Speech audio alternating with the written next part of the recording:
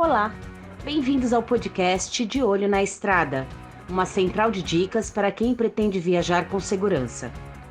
Olá, aqui é Fábio Loyola, coordenador de comunicação da concessionária SPMar. E estamos começando mais uma edição do podcast De Olho na Estrada. Neste mês de maio, com um especial voltado ainda mais à segurança viária.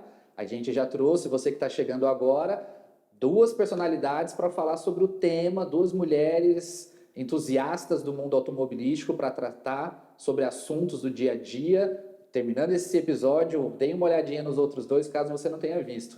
E hoje, vamos para o nosso terceiro e último episódio. Para fechar com chave de ouro, a gente traz Vitória Dremer, jornalista da revista Autosport, que vai trazer um pouquinho de conteúdo a mais para a gente no nosso dia a dia. Muito prazer, Vitória. Seja bem-vinda. O prazer é meu, muito obrigada pelo convite, no meu nome principalmente, por vocês estarem aí, principalmente trazendo mulheres, o que eu acho muito legal, mas também em nome da Autosport é muito legal para a gente estar aqui também. É isso, então a Vitória é uma entusiasta aí do mundo dos karts, do mundo dos veículos, da parte automobilística. Então é interessante, como você falou, a gente está fazendo esse especial com mulheres, mas são mulheres que não estão aqui só por causa de ser mulheres, mas porque existe uma notoriedade de conhecimento, de conteúdo, e a gente que acompanha os seus canais já tem esse conhecimento, mas eu queria que você desse uma introduçãozinha um pouquinho aí de quem é você, como você chegou até aqui, para aquelas pessoas que ainda não te conhecem, Vitória. Então, é uma história meio longa, mas eu comecei gostando muito de automobilismo, na verdade, por causa do meu pai. Ele tem um site de kart, é assessor de imprensa de pilotos, então desde pequena, assim, eu até trabalhava com ele já desde pequena, sempre fui muito envolvida. E aí eu comecei a fazer jornalismo também por causa dele. Ele, assim, eu sempre falava, ai, muito legal, tudo isso. E na verdade, eu nem sabia o que eu queria fazer. Eu falei, eu gosto do trabalho dele, gosto de automobilismo, vamos ver. Aí eu comecei a fazer a faculdade e eu consegui um estágio na Editora Globo. E eu sou gaúcha, na verdade, né? Então eu morava no Rio Grande do Sul, eu vim morar em São Paulo por causa disso. E aí eu escolhi entrar no autoesporte justamente por causa do automobilismo. Eu, na época, nem entendia muito de carro, assim. Na verdade, eu entendia quase nada. Então, nesse tempo, já faz 2 anos e pouco que eu tô lá. Você acompanhava por causa do pai, dentro da rotina da família, mas não aprofundado. Era muito mais automobilismo, porque, querendo ou não, é diferente, né? Sim. Assim, é corrida, não carro, não motor, não potência, torque, enfim. É muito diferente. E aí, nesses 2 anos, eu fui aprendendo, porque no meio da rotina nem tem como não aprender. E aí, agora estou aqui. Legal, maravilha. E a gente conhece as suas matérias lá da revista Autosport e cada vez mais você traz matérias falando sobre novos lançamentos, sobre dicas.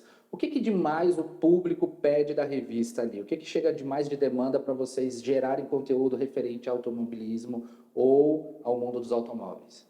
Então, cada vez mais a gente tem mais lançamentos de carros, né? Assim, agora, por exemplo, eu estava cobrindo o Salão do Automóvel de Pequim e foi muito doido, porque existem vários salões. Acho que no ano passado a gente foi, não eu, mas um colega meu foi cobrir o Salão de Tóquio, no Japão.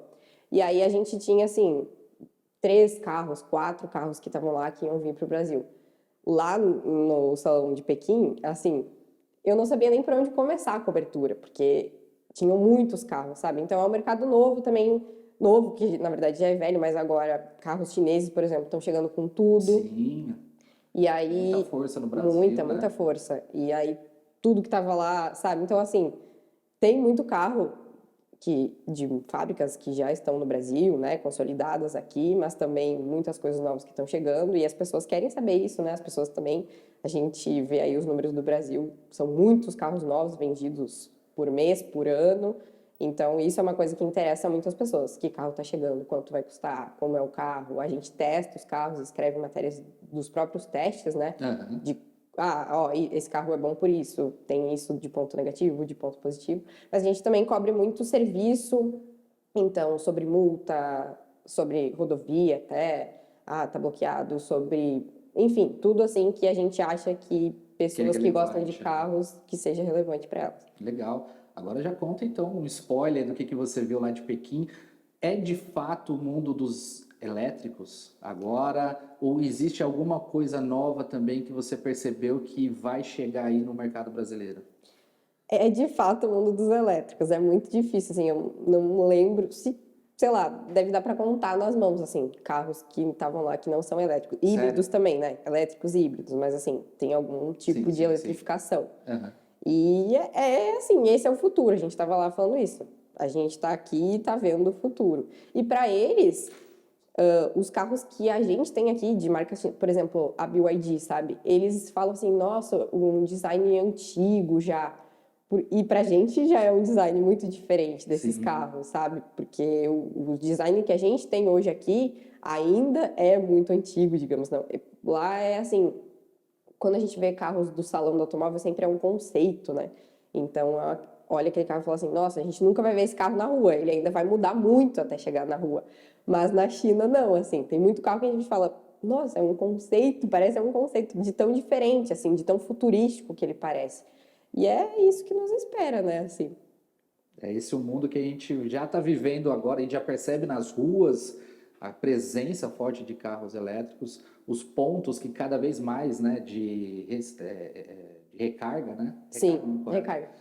E a gente percebe que esse, de fato, então, não é só mais o futuro, mas já começa a ser o presente, né? Começa a ser presente. Nessas viagens que você fez, Vitória, você percebe alguma diferença das rodovias, de segurança viária comparado ao Brasil? Existe um cuidado nas suas viagens? Você percebe isso como usuária, né? Não só como a jornalista, mas você Sim. percebe ao andar, dirigir, seja você pilotando ou no passageiro, você sente uma diferença nas condições de rodovia, na parte de segurança?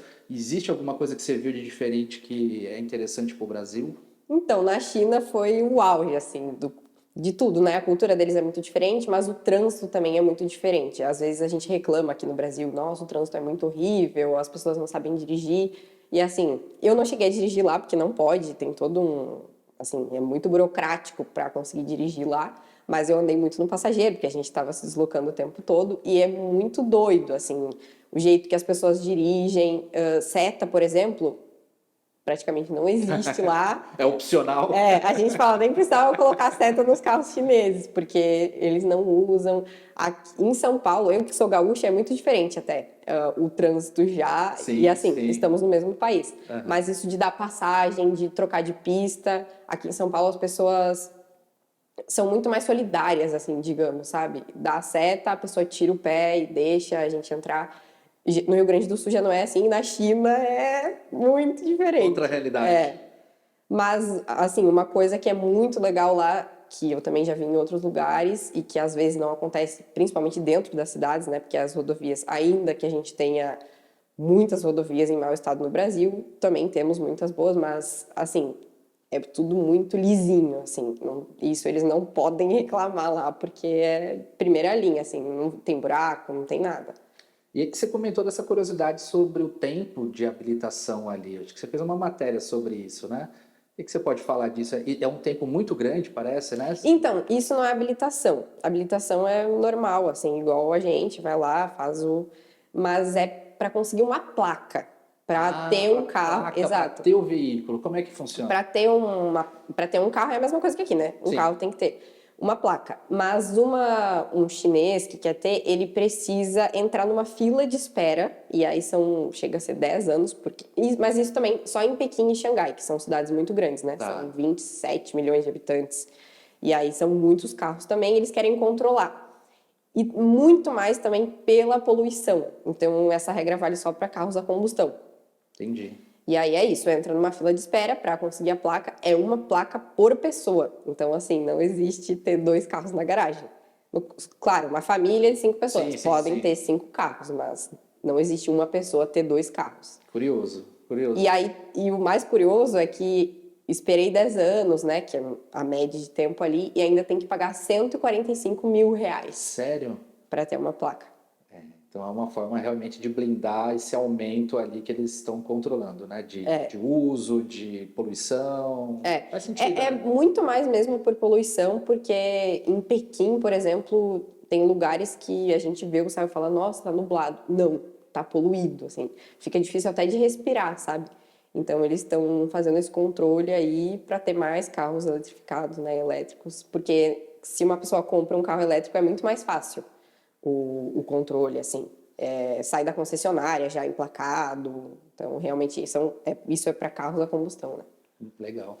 Vitória, conta pra gente, assim, a gente que te acompanha e você que está dentro dessa, como jornalista, formadora de opinião, é uma responsabilidade, né? Você perceber que as pessoas às vezes tomam uma decisão baseado na sua opinião. Eu imagino que cobrir essas matérias você tem que ter um olhar bem criterioso, né? Ter cuidado com o que você trata, com o que você fala, porque eu imagino que deve ser uma grande responsabilidade. Sim, eu lembro que a gente sempre fala que jornalista é isento, né?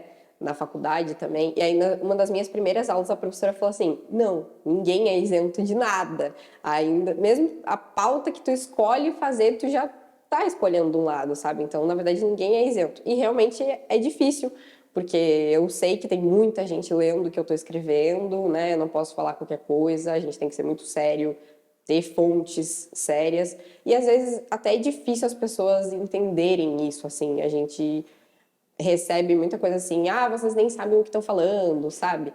E na verdade a gente sabe, porque a gente não tira do além uma informação, a gente pesquisa antes de falar, né? Tem todo um trabalho de Tem todo um bastidores que trabalho. acontece ali para você gerar um conteúdo. Exato, nada é feito do nada. A gente, né, tem credibilidade, precisa passar credibilidade, então não fui eu que... manutenção de carro. Ninguém lá é super expert no assunto. Então, a gente fala com pessoas que são, sabe? Mas, realmente, assim, é bem difícil. O meu nome que tá lá, né? Além de tudo, é o nome da Autosport. Então, a gente tem que ser sério. Sim. Agora, além da sua presença no Autosport, você tem uma presença forte ali nas redes sociais. Tem muita gente que te acompanha até porque conhece você da Autosport. Chega pedidos ali pelas suas redes sociais de temas curiosos, dicas. O que mais chega por ali nesse perfil para você? Às vezes, assim, como eu falei, todo mundo comete erros, então eu já recebi assim, tem um negocinho que colocou que tá errado, e é justíssimo, tem que mandar mesmo. Mas normalmente eles acabam mandando, né, as pessoas que não seguem acabam mandando no Instagram da Autosport mesmo, assim, tal coisa que a gente queria saber, manda sugestões por lá, outros canais que a gente tem, Facebook também chega bastante coisa, mas no meu perfil, às vezes quando eu faço um conteúdo assim, uma vez eu fiz sobre ultrapassagem na pista, quando tá na pista da esquerda, se tem que dar lugar, qual é a regra e tal, e aí isso repercutiu bastante. Então me conta, peraí, vamos aproveitar, me explica um pouquinho melhor. E aí nessa época eu recebi, nossa, parabéns pelo vídeo, vamos ver se agora muda e tal, mas é porque às vezes a gente tá na pista da esquerda e acha que eu já estou na velocidade e então eu não vou mais dar passagem, né? Fica na pista da esquerda e esquece o mundo. Sim. E na verdade não é isso que a lei manda, né? Eles não importa. Tem que dar passagem, até porque tu não sabe se a pessoa que tá atrás tá correndo algum perigo. Está em uma situação de emergência. Exato. E mesmo que ela não esteja aí, não é a gente que tem que julgar, né? Não é o motorista que está na frente que tem que julgar, isso é a lei que vai fazer, são as multas que vão chegar. Mas é um assunto muito polêmico, né? Exatamente. E para quem está conhecendo o nosso podcast hoje, não sabe, né? Quem já conhece já sabe que a gente está no meio do Rodoanel Mário Covas. E aqui a gente tem 3 faixas, né?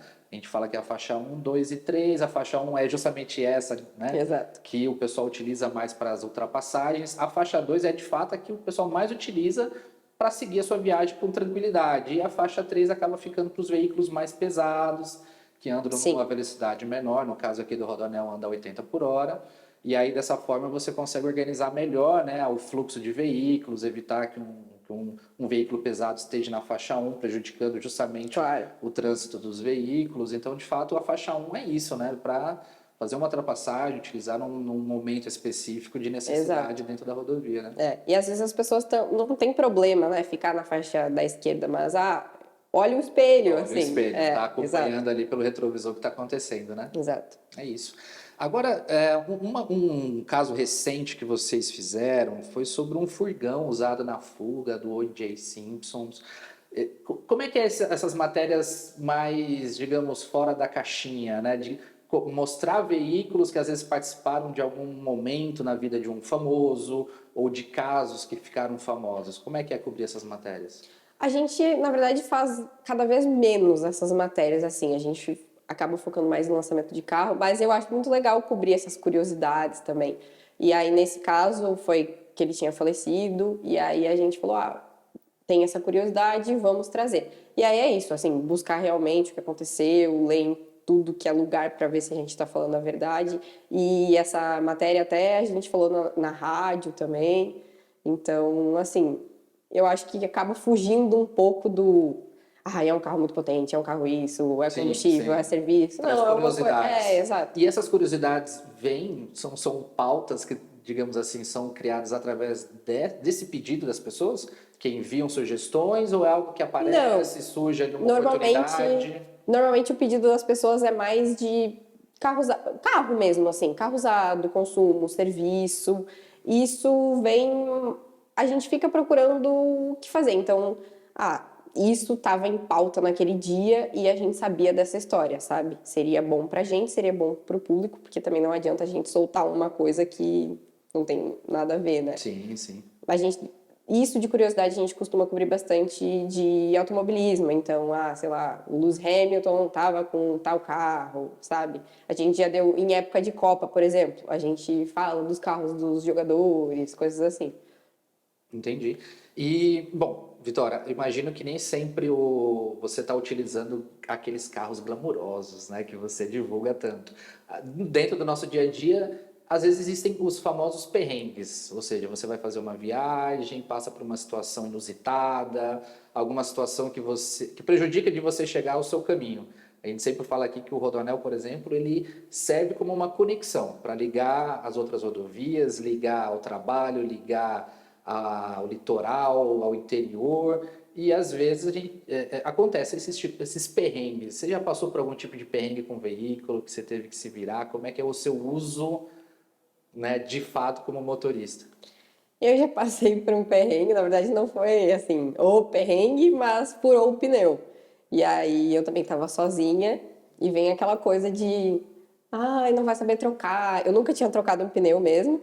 E aí eu falei, não, eu vou trocar, eu tenho que passar por isso uma vez na vida. E aí eu fui e consegui. Até isso é uma coisa legal, assim, porque às vezes as pessoas acham que é muito mais difícil do que é, sabe? Nem tenta e tal. Na verdade, a minha mãe tava junto e ela falou assim, liga pro teu pai vir aqui, não sei o quê. Eu falei, não, vamos tentar. Vamos resolver. Vamos resolver. E aí deu certo, assim, a gente foi lá, até vieram, querem ajuda e tal. Mas é um perrengue que a gente também tem que estar preparado, porque nunca Claro, sabe. faz parte do dia a dia, né? Nesse dia tava chovendo, tinha um buraco e aí tava tapado de água. Então eu não vi cair no buraco e furou o pneu. Então, assim, é uma coisa que ninguém tá preparado, a gente nunca sabe quando o pneu vai furar ou quando Sim. uma coisa pior ainda vai acontecer, né? Porque o pneu é só trocar. E aí, isso foi dentro da cidade? Foi em rodovia? Foi dentro da cidade? Então você estava num lugar movimentado? Como é que foi lá? Para você fazer essa ação? Tava chovendo na hora? Não, na hora não Na tava hora mais tinha chovendo, parado né? já? Tinha parado, mas ainda tava. E aí, era uma avenida bem movimentada e tem que procurar um lugar seguro, enfim, eu parei o carro onde tinha espaço para trocar. E aí a gente trocou, foi tranquilo. Aí, é isso que eu digo, assim, antes eu ficava pensando, nossa, é impossível trocar pneu e tal. E hoje ainda com a internet a gente, não sei, não faço ideia nem por onde começar. Pesquisa, sabe? Dá para fazer. Tem muito conteúdo Exato. que explica, né? No último podcast nosso, a sua xará, Vitória Gabriela, comentou um pouco, né, dessas dicas que ela traz. E é bem interessante como desmistifica isso, né? Porque principalmente o público feminino às vezes ainda tem essa questão de ter uma figura masculina para ajudar nesse auxílio. E a gente percebe que cada vez mais isso vem sendo quebrado, justamente pela questão do conhecimento, né? De quebrar paradigmas, Exato. fazer. E aqui a gente no Rodoanel, a gente tem esses números de tipos de ocorrência, né? Por que as pessoas às vezes param e solicitam o serviço, liga lá no nosso 0800 para pedir um apoio de guincho, alguém da nossa equipe poder realizar um socorro? E a maioria dos casos é socorro mecânico, pane elétrica e, como você falou, né, troca de pneu e até pane seca. Ou seja, a pessoa vai fazer a viagem, por algum motivo não percebeu lá o quanto que tinha de combustível e para no meio da rodovia. Já que o nosso podcast fala sobre segurança viária, você tem aquele ritual de segurança, ou seja, vou sair de casa, além do cinto de segurança, vou fazer uma viagem, olho o combustível, como é que isso faz parte da sua rotina? A gente até, quando tem feriado, coisas assim, a gente costuma dar matérias, assim, de dicas para olhar o seu carro antes de viajar. E é isso, assim, acho que é o básico, ver, né, combustível, gasolina, o óleo, que também é muito importante, pneu, né, tem que ir lá e ver como está a pressão, calibrar. Acho que esses 3 pontos são essenciais, assim. Iluminação, né? Iluminação, As luzes, exato. lanterna. Então, na verdade, são muitas coisas assim, e também deixar o carro em dia, né? Fazer revisão, porque às vezes se faz muito tempo que tu não faz uma revisão, não faz ideia de como tá a situação do teu carro, vai viajar, é mais perigoso, né? Então, assim, se a revisão estiver em dia, é menos provável que alguma coisa aconteça no meio do caminho. É isso, né? A ideia é justamente que a gente possa chegar ao destino com segurança. E a maioria dos casos a gente percebe que as panes do veículo prejudicam a sua viagem, né? De você chegar ao seu destino como você planejou, no horário que você queria, da Exato. forma que você queria.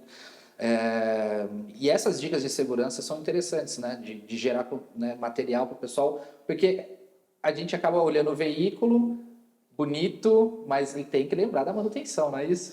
Porque por fora não dá pra saber nada, né? Exatamente. Ele só tá ali e o que importa tá em outros lugares, assim. Até o próprio pneu, assim, acho que as pessoas às vezes não têm noção, mas a gente costuma falar lá, o pneu é a única coisa do carro que tá em contato com o chão, então ele é muito Muito importante. importante. Saber qual é a calibragem correta, ver a condição, se está o famoso careca ou não, né? Exato. Até sobre essa questão de validade mesmo, que não tem, né, uma validade, mas tem ali o quantos centímetros tem que estar para ver se tem que trocar o pneu. Então, só o pneu, que é uma coisa simples, digamos, já é muito importante. É isso. A gente está aqui do lado do CCO, né, que você pôde conhecer um pouquinho melhor hoje, né, na visitação aqui à nossa sede. Você tinha noção disso, de como que funcionava esse centro de controle, as câmeras, como é que é esse apoio para o usuário que utiliza as rodovias? Não, eu até tinha comentado assim que a gente vê, o pedágio e costuma falar assim, nossa, né? Pedágio e aí por que que a estrada não tá lisa às vezes? Por que que não sei o quê? As pessoas acham que é só isso, né? Mas tu estava comentando comigo que é muito mais do que isso. Tem todo o serviço de ambulância, tem câmera, tem uma SOS ali de resgate, enfim, é um serviço muito maior do que parece para quem tá de fora. É isso. E aí você passou aqui por das nossas bases de atendimento ao usuário, né? Você já tinha utilizado alguns dentro do dia a dia, geralmente acaba utilizando postos de combustível e ficou conhecendo também o SAL, que é uma base também de apoio, às vezes até mais tranquila, né? Por causa do movimento ser mais baixo, para poder ir no banheiro, recarregar o celular, evitar aqueles perrengues no Sim. dia a dia da pessoa, né? Então, é uma coisa que eu nem sabia que existia, porque a gente vê lá a placa, mas, é uma placa, o que que tem lá, sabe? Tem banheiro, tem isso. A gente acaba falando, existe, mas o que tem mesmo a gente não sabe, e aí por isso que acaba parando em imposto, enfim. Mas é isso, assim, mais desinformação, tanto de tudo que vocês fazem aqui e até disso do que falta de, né? Sim, sim. Vitória, para quem está escutando a gente agora, o que, além da questão elétrica, como você falou dos veículos, o que o mercado está trazendo para a gente de novidade nesse ano? Quais são as curiosidades que vocês estão produzindo lá na revista Autosport? O que vem por aí? Dá um spoiler para a gente sobre o que eles vão encontrar nos próximos dias na revista, nas matérias. Então, agora a gente está com a edição 700 e... Eu já até perdi as contas, mas a gente fez Isso é legal de falar, a gente fez a edição 700, acho que foi março, e a Autosport está fazendo 60 anos esse ano, então é muito legal pra gente. E assim, é isso, a gente traz testes. Na última vez teve um comparativo de picape, então a gente também não cobre só carro, mas comercial leve também, para as pessoas de trabalho. Lá do Salão de Pequim a gente trouxe muita coisa de carros que vão vir, então marcas novas também que vão chegar. Eu estava lá a convite da Omoda e Jayco, que é uma marca da Chery, e eles vão chegar agora em agosto com o carro. Assim, tem muita coisa nova mesmo, muitos carros, até de marcas consolidadas nossas que estavam lá. Chevrolet, por exemplo, vai começar agora a chegar com mais elétricos aqui. Toyota, já até a gente tem bastante investimento, né, esse ano de marcas, então assim, o Brasil está realmente bem movimentado com isso, temos muitos carros legais chegando. Vitória, estamos chegando ao fim de mais um episódio. Queria já te agradecer mais uma vez por esse bate-papo, acho que é muito enriquecedor para quem está escutando a gente. Como é que a gente faz para acompanhar melhor esses conteúdos que você está produzindo lá na revista? Como é que a gente faz para te seguir? Quais são os seus canais? Então, para acompanhar Autosport, a gente mais produz no site, então é autosport.globo.com. A gente também é muito ativo no Instagram, o Instagram da Autosport é @autosport. E aí a gente também produz vídeos semanais no nosso YouTube, que também é Autosport, o canal. O meu Instagram é Vitória Dremer. Eu não publico tanto quanto eu gostaria, porque a correria não deixa. Mas esses canais aí da Autosport mesmo já estão maravilhosos para quem quer saber tudo que está acontecendo no setor, tudo que vai chegar, tudo que já chegou, enfim. É isso aí, pessoal. Sigam, porque tem bastante conteúdo muito bacana. A Vitória também produz aí alguns bastidores legais para a gente poder acompanhar e ver o que vai acontecer nas matérias da revista. E ficamos agora aí com o final dessa última edição especial do Maio Amarelo, mas o podcast logicamente continua, a segurança viária não para só no Maio Amarelo, continua todos os dias, em todos os momentos, seja você como motorista, seja você como pedestre, né? A segurança no trânsito é fundamental para que a gente possa aproveitar de fato a vida chegando ao nosso destino com segurança, né? Vitória, mais uma vez te agradeço pelo bate-papo, pela conversa, e vocês fiquem com a gente sempre de olho na estrada.